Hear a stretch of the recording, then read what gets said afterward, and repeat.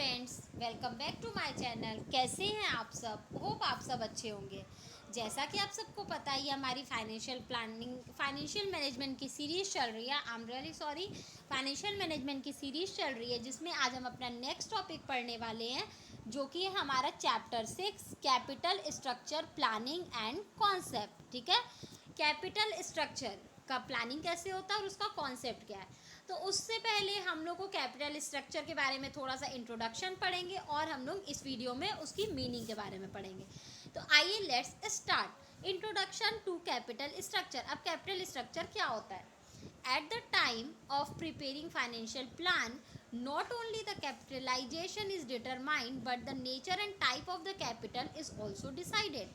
ठीक है, जब देखिए फाइनेंशियल प्लान की तैयारी की जाती है तो उस टाइम पे केवल कैपिटलाइजेशन ही नहीं डिटरमाइन किया जाता है कि कितना कैपिटल चाहिए, बल्कि वो उस कैपिटल का नेचर कैसा है, किस टाइप का कैपिटल है, ये भी डिसाइड किया जाता है।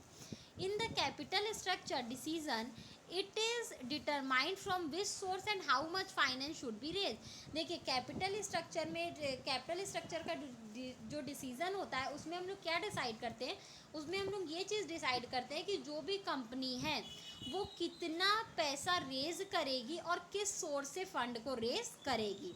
Thus, under capital structure, we determine the proportion in which capital should be raised from different securities. जैसा कि हम जानते हैं कंपनी के पास बहुत सारे ऑप्शन होते हैं फंड को रेज करने के लिए, तो कंपनी किस मेथड से, किस सोर्स से फंड को रेज करेगी, वो हम लोग किस में पढ़ते हैं? कैपिटल स्ट्रक्चर में पढ़ते हैं। तो आइए इसका हम लोग मीनिंग देख लेते हैं कि कैपिटल स्ट्रक्चर का मतलब क्या होता है। Capital structure is that part of financial structure that represent long term sources. Capital structure क्या होता है? सबसे पहले तो फाइनेंशियल स्ट्रक्चर का एक पार्ट होता है जो कि लॉन्ग टर्म सोर्सेज को दिखाता है, और in other word it refers to the mix of long term sources of funds such as debenture, long term debt, preference share capital, equity share capital including reserves and surplus. हम बोल सकते हैं कि ये क्या होता है, ये long term sources of fund, company के पास जो भी सोर्सेज हैं, लॉन्ग टर्म सोर्सेज है फंड को रेज करने के लिए, उन सारे का ये मिक्सचर होता है। जैसे कि कंपनी के पास कौन कौन से सोर्सेज है, कंपनी डिबेंचर्स को इशू कर सकती है, लॉन्ग टर्म डेप्ट ले सकती है, प्रेफरेंस शेयर इशू कर सकती है, इक्विटी शेयर इशू कर सकती है, और उसमें रिजर्व और सरप्लस भी आते हैं। Management should determine the capital structure in such a manner that cost of capital of the firm is minimum and the value of the share holder is maximum. जो भी मैनेजमेंट है उसको क्या करना चाहिए, उसको कैपिटल स्ट्रक्चर इस तरीके से डिटरमाइन करना चाहिए कि जो भी कॉस्ट ऑफ कैपिटल है, यानी उस फंड को रेज करने में जो भी कॉस्ट आ रहा है वो कम से कम हो, और जो शेयर होल्डर की वैल्यू है वो ज़्यादा से ज़्यादा हो।